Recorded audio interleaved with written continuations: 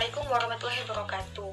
Di sini saya Hestildiania Aziza akan sedikit menjelaskan tentang pengertian penilaian berbasis kelas. Nah, penilaian berbasis kelas adalah penilaian oleh guru dalam rangka proses pembelajaran yang merupakan proses pengumpulan dan penggunaan informasi dan hasil belajar peserta didik untuk tingkat pencapaian dan penguasaan peserta didik terhadap tujuan pendidikan yang telah ditetapkan, yaitu standar kompetensi, kompetensi dasar, dan indikator pencapaian belajar. Nah, jika sebelum ada penilaian berbasis kelas ini, penilaian terhadap siswa masih ditentukan oleh nilai ujian akhir seperti UN, seperti itu. Nah, setelah ada penilaian berbasis kelas ini, diharapkan tidak terjadi lagi penilaian seperti itu, namun penilaian siswa tergantung dengan proses belajar siswa di kelas itu seperti apa. Makanya kelulusan siswa sekarang pure terjadi yang menilai itu tanggung jawab dari guru, dari sekolah, bukan dari nilai hasil ujian tersebut, bukan lagi. Jadi sudah masuk dalam proses. Jadi prosesnya anak itu seperti apa, nantinya itulah yang dinilai, bukan akhirnya yang dinilai, tapi prosesnya selama belajar yang dinilai. Nah, selanjutnya yaitu kita akan membahas tentang penilaian autentik. Penilaian autentik merupakan penilaian yang mengharuskan siswa untuk menggunakan keterampilan berpikir tingkat tinggi untuk memecahkan masalah dan tidak sekedar memilih jawaban yang sudah disediakan oleh guru. Dengan kata lain, penilaian autentik ini tidak memanjakan siswa dengan memilih jawaban yang sudah disediakan oleh guru, namun lebih mengasah nalarnya lagi dalam menjawab pertanyaan-pertanyaan sudah disediakan oleh guru. Jadi soalnya bukan lagi berbentuk pilihan ganda, namun sudah berbentuk esai. Jadi mereka harus merangkai jawabannya sendiri, mengkreasi jawabannya sendiri dengan mengaitkan dengan hasil pembelajaran selama ini dengan soal tersebut. Selanjutnya yaitu tujuan dan fungsi. Pertama yang akan kita bahas yaitu tujuan dan fungsi dari penilaian berbasis kelas. Secara umum, tujuan dari penilaian berbasis kelas adalah untuk menilai hasil belajar peserta didik di sekolah dan mempertanggungjawabkan penyelenggaraan pendidikan kepada masyarakat, dan untuk mengetahui ketercapaian mutu pendidikan itu seperti apa.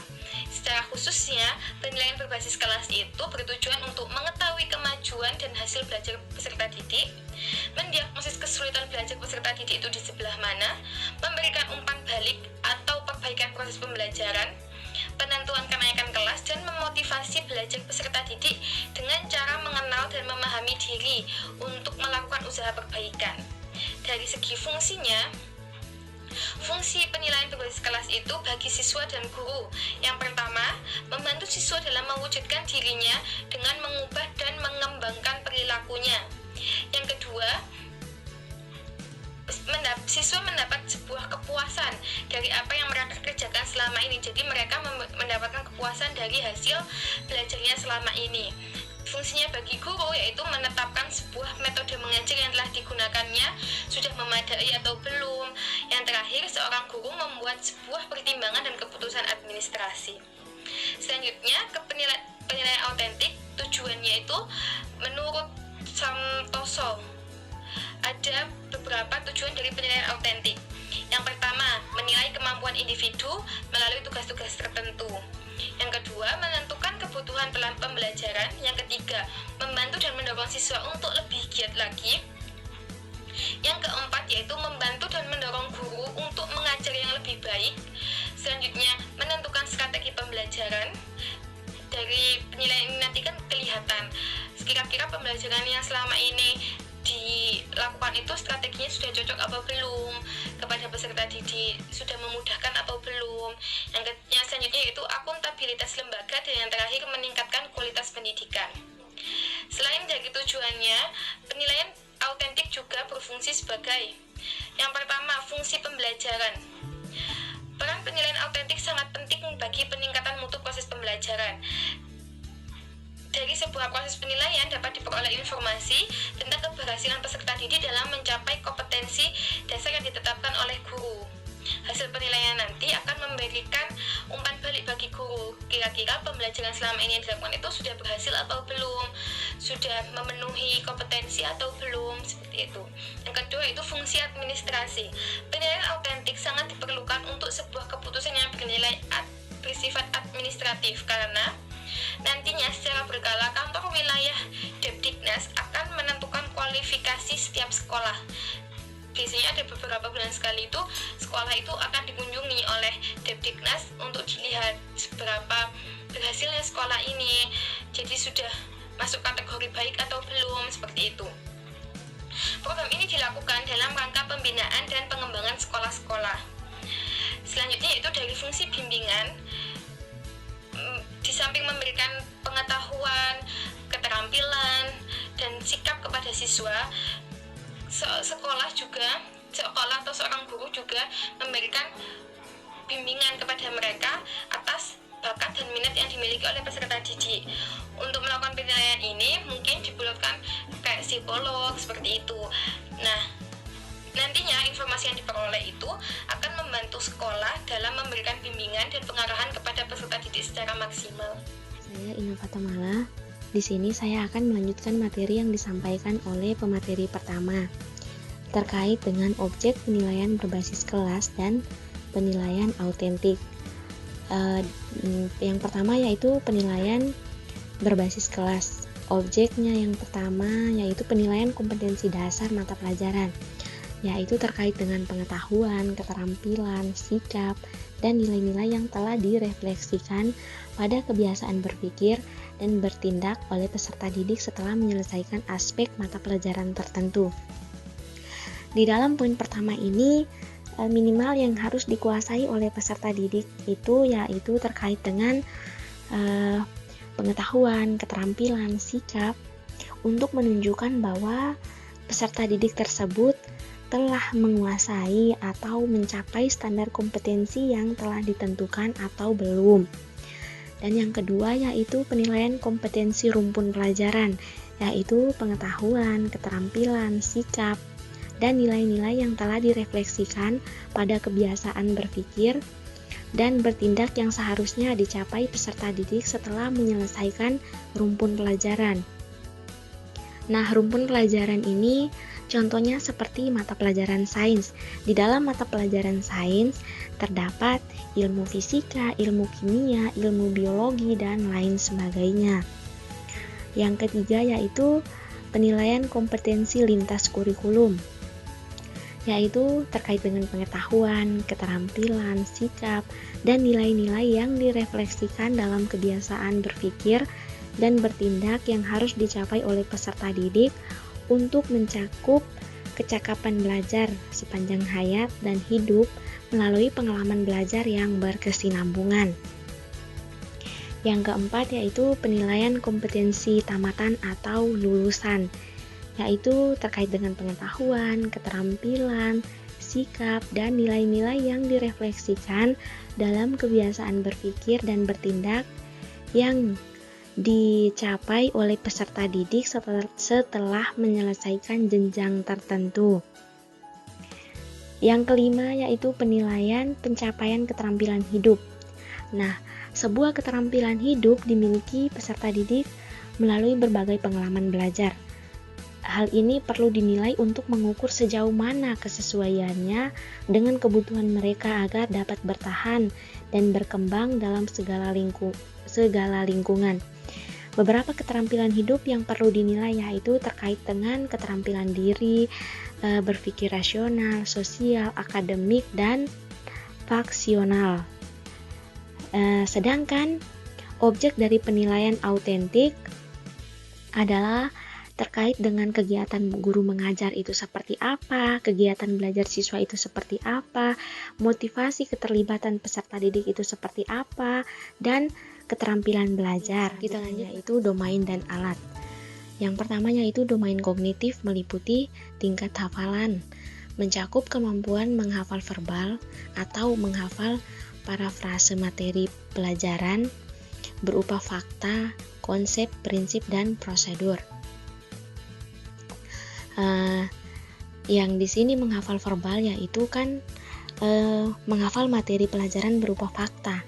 Contohnya seperti peristiwa sejarah, nama tempat, nama orang, dan lain sebagainya.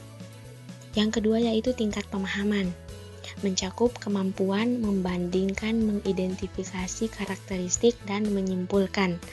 Nah, mengidentifikasi atau mencatat atau mencari informasi dari kebutuhan lapangan. Yang ketiga yaitu tingkat aplikasi, mencakup kemampuan menerapkan rumus, dalil, atau prinsip terhadap kasus yang fakta terjadi di lapangan.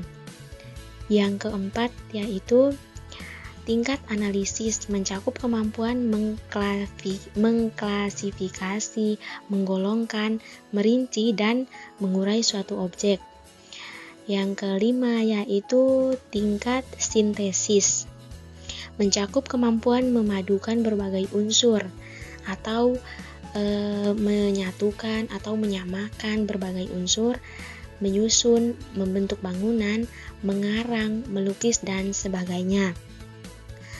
Yang keenam yaitu tingkat evaluasi, mencakup kemampuan menilai terhadap objek studi dengan menggunakan kriteria tertentu.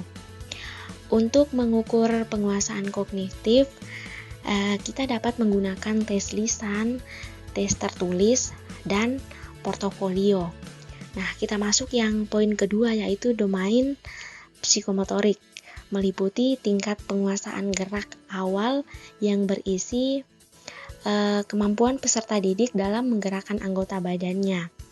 Yang kedua yaitu tingkatan gerakan semi rutin, mencakup kemampuan dalam melakukan atau menirukan gerakan yang melibatkan seluruh anggota badan. Yang ketiga yaitu tingkatan gerakan rutin, berisi kemampuan melakukan gerakan secara menyeluruh dengan sempurna sampai pada tingkatan otomatis.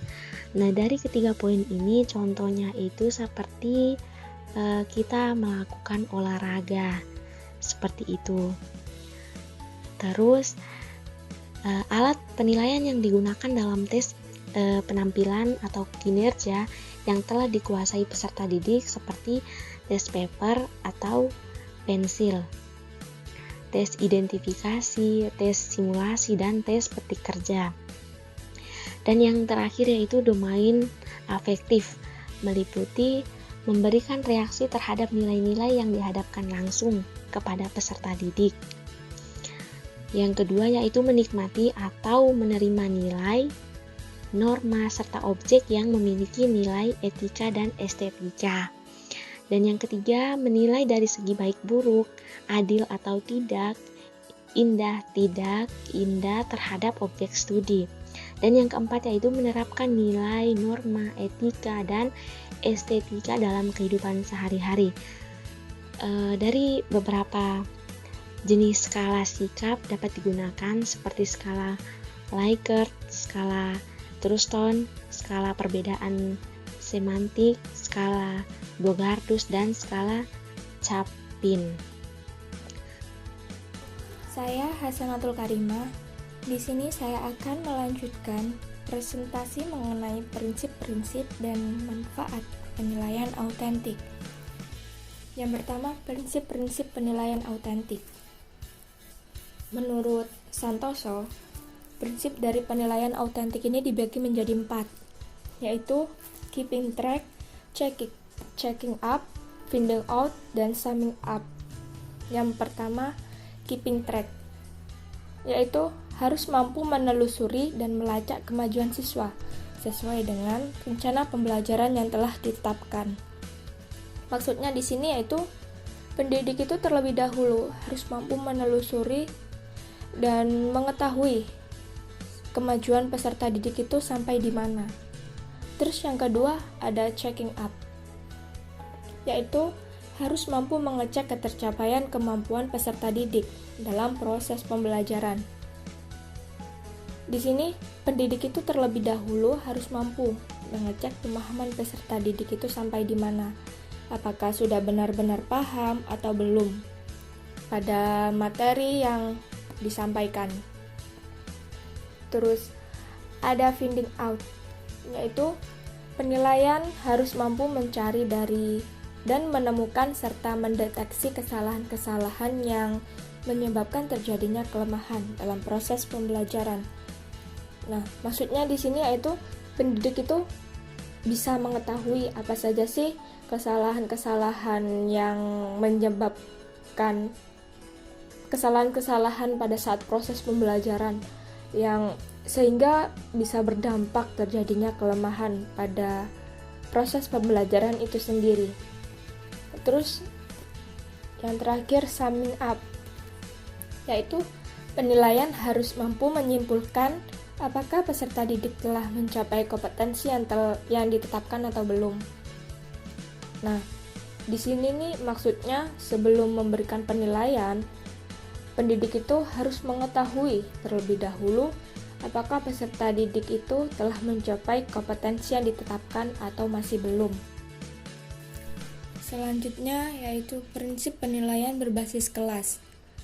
Nah, di sini prinsip penilaian berbasis kelas itu ada 8. Yang pertama, valid, mendidik, berorientasi pada kompetensi, adil dan objektif, terbuka, berkesinambungan, menyeluruh, dan bermakna.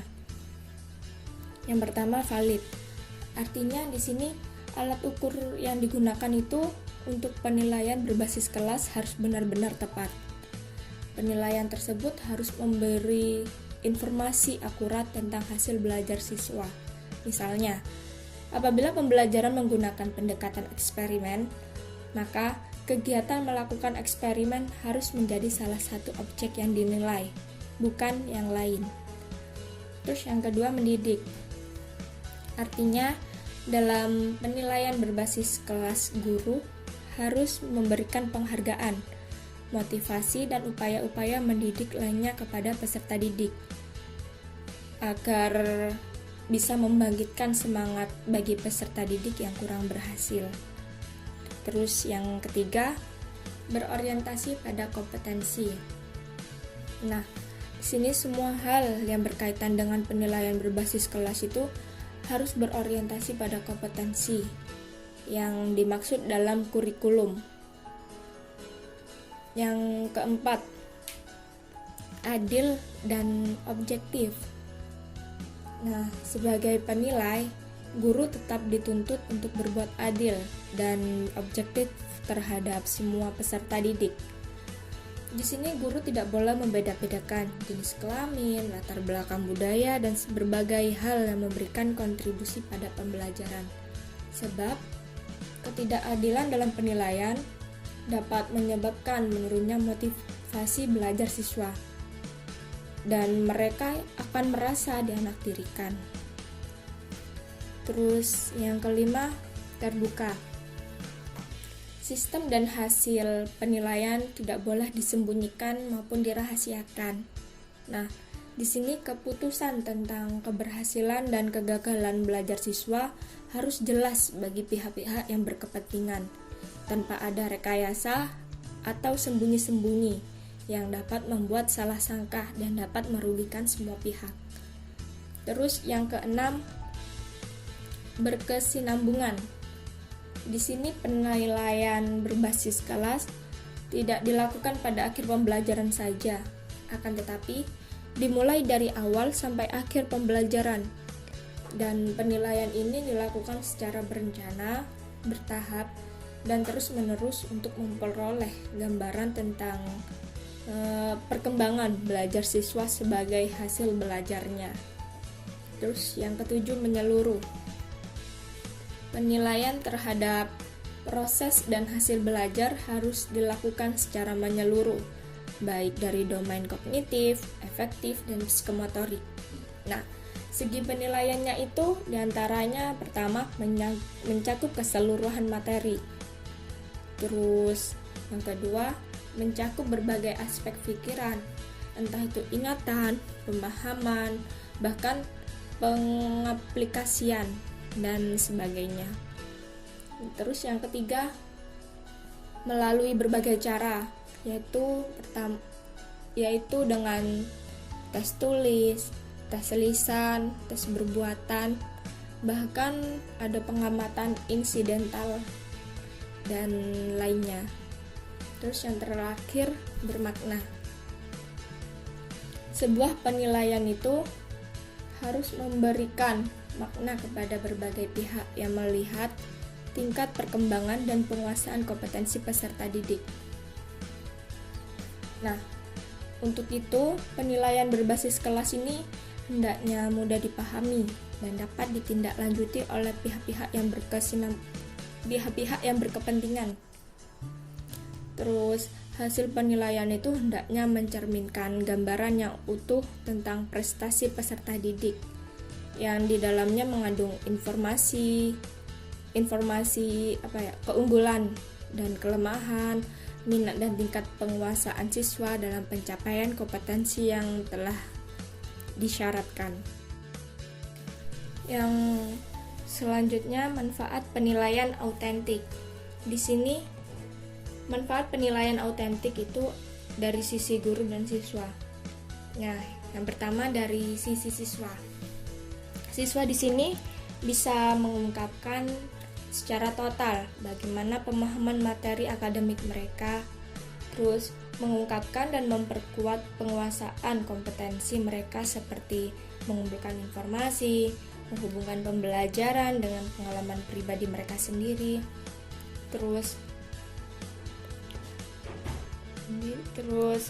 dunia mereka dan masyarakat luas, bahkan bisa mempertajam keahlian berpikir dalam tingkat yang lebih tinggi saat mereka menganalisis, memadukan, dan mengidentifikasi masalah. Jadi, di sini bisa menciptakan solusi dan mengikuti hubungan sebab akibat, menerima tanggung jawab dan membuat pilihan, berhubungan dan kerjasama dengan orang lain dalam membuat tugas, dan belajar mengevaluasi tingkat prestasi sendiri. Terus, bagi guru, di sini penilaian autentik itu bisa menjadi tolak ukur yang komprehensif mengenai kemampuan siswa dan menilai keefektifan metode yang selama ini diberikan kepada siswa. Nah, oleh karena itu, penerapan penilaian autentik ini bisa menjadi alat evaluasi hasil belajar di sekolah ataupun level universitas untuk diperhatikan agar siswa itu tidak hanya sekedar menjadi pembelajar saja, namun akhirnya bisa mencapai prestasi yang diikuti dengan kemampuan mengaplikasikan yang dimilikinya di dalam dunia nyata. Di sini saya akan melanjutkan penjelasan dari jenis dan rancangan instrumen. Secara umum, jenis-jenis penilaian sebagai berikut. Yang pertama yaitu tes tulis. Tes tulis merupakan alat penilaian yang menyajikan dalam bentuk tertulis. Jawaban yang diberikan siswa juga dilakukan secara tertulis. Dan yang kedua yaitu tes perbuatan. Tes perbuatan sama dengan penilaian untuk kerja di dalam penilaian ini, dilakukan secara mengamati kegiatan peserta didik dalam melakukan aktivitas pembelajaran. Yang ketiga yaitu pemberian tugas. Dalam pemberian tugas ada beberapa hal yang perlu diperhatikan oleh pendidik. Yang pertama yaitu jumlah tugas satu mata pelajaran yang diberikan harus diusahakan agar tidak memberatkan peserta didik. Yang kedua, jenis dan materi harus berdasarkan pada tujuan pembelajaran tugas, yaitu untuk melatih peserta didik menerapkan hasil pembelajarannya dan memperbanyak wawasan. Yang ketiga itu memberikan tugas harus diupayakan dapat mengembangkan kreativitas dan rasa tanggung jawab. Yang keempat yaitu penilaian proyek. Penilaian proyek adalah suatu kegiatan penilaian terhadap suatu tugas yang harus diselesaikan dalam kurun waktu tertentu. Yang kelima, penilaian produk. Penilaian produk merupakan penilaian terhadap suatu proses pembuatan dan kualitas suatu produk. Dan penilaian sikap. Penilaian sikap mencakup 3 komponen pembelajaran, yaitu efektif, kognitif, dan konatif. Dan yang terakhir adalah penilaian portofolio. Penilaian portofolio merupakan penilaian berbasis kelas terhadap sekumpulan karya peserta didik yang tersusun secara sistematis dan terorganisasi yang diambil selama proses pembelajaran dalam kurun waktu. Digunakan oleh guru dan peserta didik untuk memantau perkembangan pengetahuan, keterampilan, dan sikap peserta didik dalam mata pelajaran tertentu. Mungkin cukup sekian penjelasan dari kelompok kami, kurang lebihnya kami mohon maaf. Assalamualaikum warahmatullahi wabarakatuh.